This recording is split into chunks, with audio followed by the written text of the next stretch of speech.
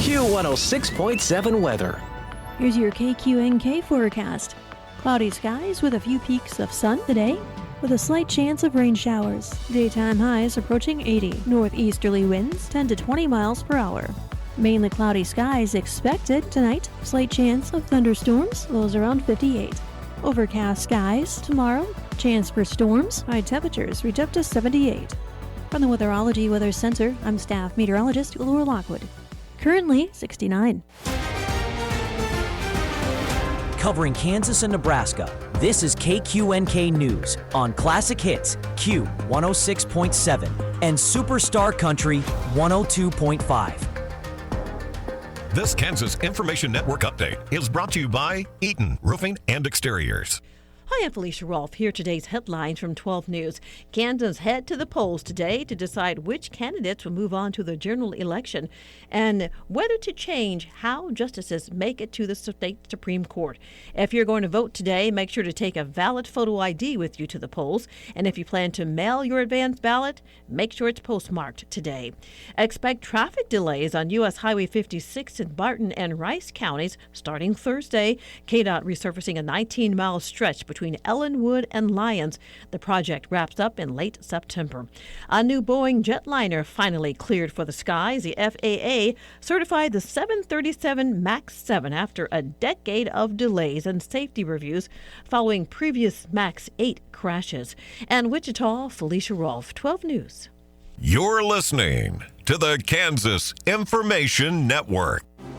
George Soros, Democratic Socialists, and the radical left know you'd never vote for their judges. So far-left lunatics from the New York ACLU are pouring millions into Kansas, dominating the airwaves with a bunch of lies. It's simple. Right now, we have no control over who sits on our state Supreme Court. It's all decided by the rich leftist elite to benefit them, not us. The rich liberals think they're smarter than we are. They think we don't notice that our Supreme Court is weak and soft on crime, that it went easy on murderers, including the notorious Carr brothers and Devonte Wash. But we know better, and together we can stop the radical left. Stop soft on crime judges. Stop their radical agenda. And we do it by voting yes on the Right to Vote Amendment. This Tuesday, August 4th, vote yes on the Right to Vote Amendment. Paid for by Kansans for Democracy. Kayla Glaze, Treasurer. I'm Joanna. Your KQNK News is brought to you by the Norton County Hospital, providing the best care right here at home.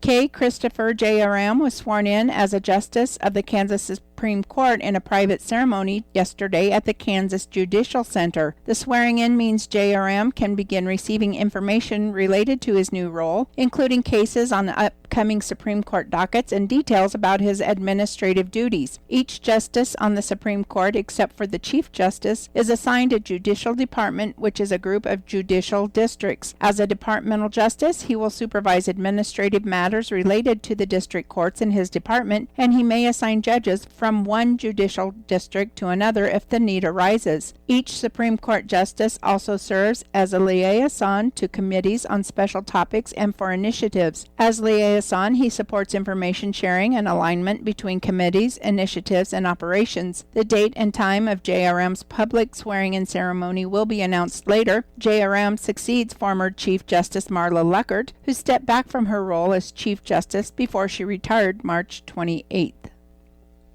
One person died in a fire in Topeka just before 6:30 a.m. Sunday. Crews responded to a reported house fire on Burnett Road, according to a media release. Upon arrival, crews observed smoke and flames coming from the single-story home. Firefighters initiated an aggressive fire attack and quickly extinguished the fire. During a primary search of the residence, firefighters located one occupant who was pronounced deceased at the scene. No other injuries were reported. The cause of the fire is still under investigation. Smoke detectors were not found in the structure. Law enforcement are investigating two suspects on drug allegations.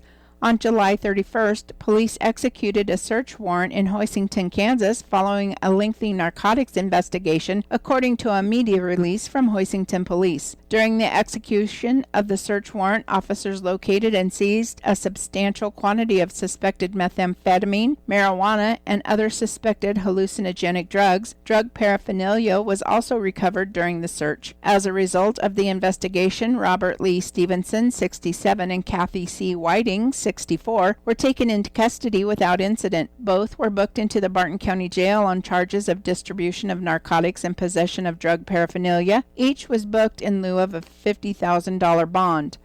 I'll be back with more news after this. Join our stellar team at Norton County Hospital. Looking for a workplace where compassion meets career growth? Look no further. If you're ready to embark on a fulfilling journey surrounded by supportive colleagues and opportunities for personal and professional development, we want you to be part of our family. Explore exciting career offerings and our comprehensive range of benefits, including capers, on the Career tab at ntcohosp.com. Governor Laura Kelly has named Ryan Wright Spain as the acting secretary of the Kansas Department of Revenue following the retirement of longtime Secretary Mark Burghardt. Burghardt led the department since March of 2019. Governor Kelly credited him with strengthening the agency's financial and day-to-day operations during his 7 years in the role. Wright Spain most recently served as the governor's chief operating officer, where he worked closely with state cabinet agencies, including the Department of Revenue. Before that, he was Deputy Chief of Staff and also served as Acting Secretary of the Kansas Department of Labor during the COVID-19 pandemic, helping stabilize the state's unemployment system. A graduate of Kansas State University, Wright Spain brings decades of leadership experience in both government and the nonprofit sector. He said he's honored to lead the agency and plans to build on the progress made under Burghardt while continuing to provide quality customer service and responsible management of taxpayer dollars throughout the remainder of the Kelly administration.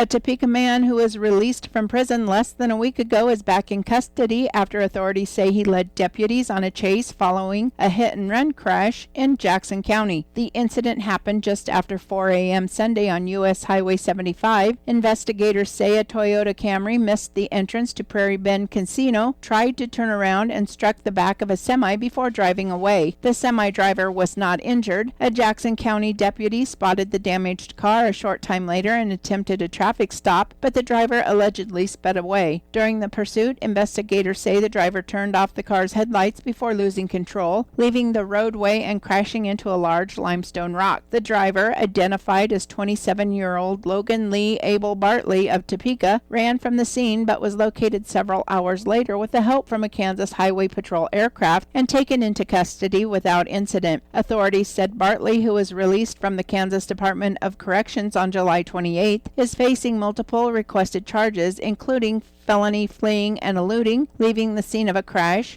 driving without a valid license, and other traffic-related offenses. He has previous convictions for burglary, theft, aggravated assault, and battery. A passenger, 27-year-old Destiny Alishane Herrick of Topeka, was also arrested on requested charges of interfering with law enforcement and possession of a controlled substance. No injuries were reported, and all three people in the car declined medical treatment.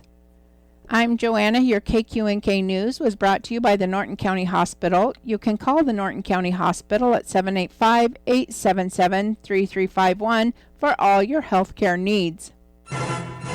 Kansas Agriculture Network News. Good day, everyone. I'm Greg Akagi. USDA meteorologist Brad Rippey presents the national corn crop condition ratings as of August 2nd. As we look at the corn condition, we did see a further decline in the overall condition, now 61% good to excellent, down 2 points from a week ago, 14% very poor to poor. That is up 2 points from a week ago. So the declines in condition not as sharp as a week ago, but we saw some further declines before the rain moved in. Compared to last year, we are quite a bit lower. We were at 73% good to excellent at this time time in 2025 and just 7% very poor to poor. Now, we still have quite a list of states with double-digit very poor to poor ratings. Most of the big numbers are outside the Midwest. For example, North Carolina, 48% very poor to poor. But we do see some larger numbers now creeping into those Western Corn Belt states, which are quite dry, at least until recently. North Dakota, 30% very poor to poor. That's up from 18% a week ago. South Dakota, 1/4 of the crop rated very poor to poor. That is also up from last week's 23%. And as far as Kansas is concerned, corn crop rated 46% good to excellent, down 8 points from last week, 30% fair, and 24% in the poor to very poor category. Soybean crop condition 59% good to excellent, down 5 points from last week, 32 fair, and 9% poor to very poor.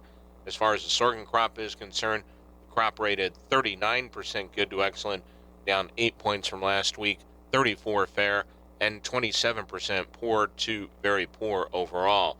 Topsoil moisture rated 46% adequate to surplus, down 10 points from last week, and subsoil moisture rated 49% adequate to surplus, down 7 points from last week. This is the Kansas Ag Network. I actually drop better when I'm high. It heightens my senses, calms me down. If anything, I'm more careful. Honestly, it just helps me focus. That's probably what the driver who killed a 4-year-old told himself. And now he's in prison. You see, no matter what you tell yourself, if you feel different, you drive different.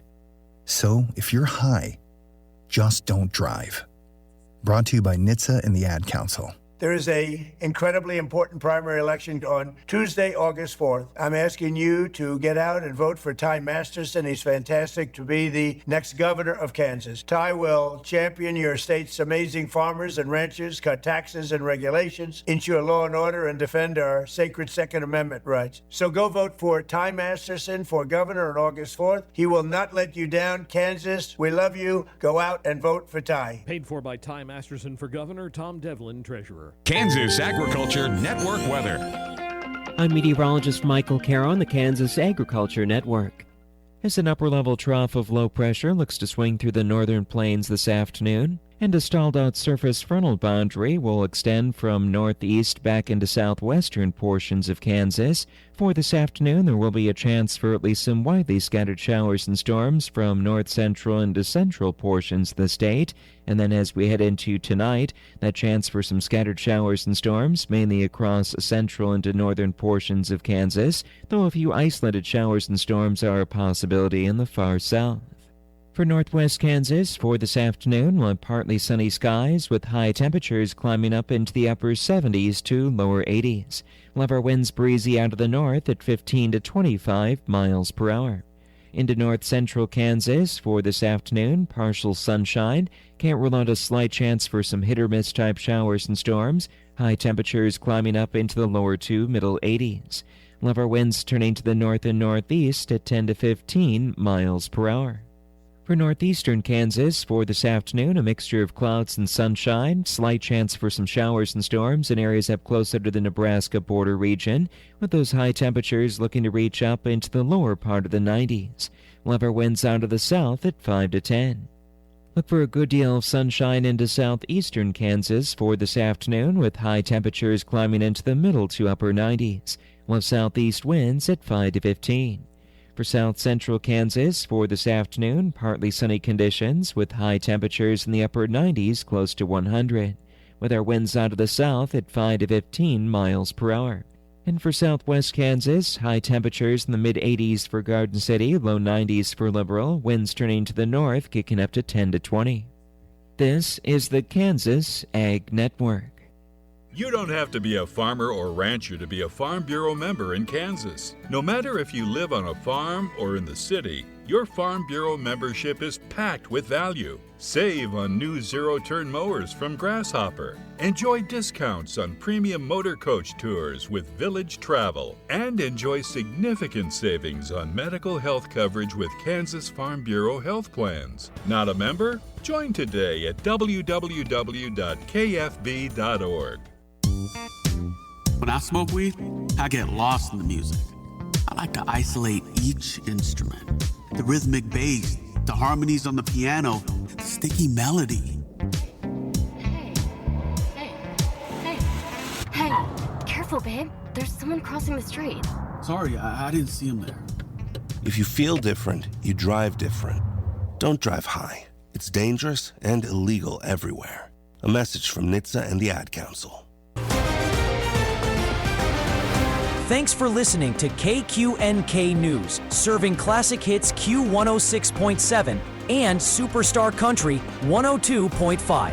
Stay connected to your community 24/7 at KQNK.com and never miss a beat. Grab the free KQNK app for your smartphone.